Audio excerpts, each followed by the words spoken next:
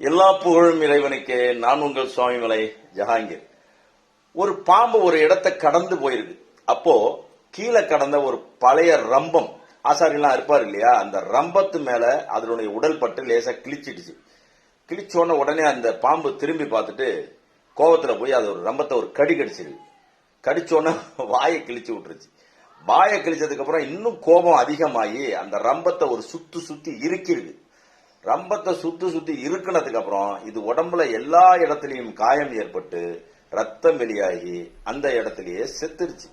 என்ன, இது போலத்தான் நீங்கள் செல்கின்ற வழியில் உங்கள் வாழ்க்கையில் கடந்து செல்லும் போது சில ரம்பங்கள் இடையில வரும். என்ன, அதனால் சின்ன கீறல்கள் ஏற்பட்டாலும் அதை கடந்து போயிடுங்க. திரும்ப அது மேல கோவப்பட்டு நீங்க அதை எதையாவது செய்யணும்னு நினைச்சீங்கன்னா இந்த பாம்புக்கு ஏற்பட்ட கதிதான். என்ன, அதனால இந்த வாழ்க்கையில இந்த ரம்பம் போன்ற மனிதர்களை கடந்து செல்வதற்கு பழகிக் கொள்ளுங்கள். அது ரொம்ப முக்கியம்.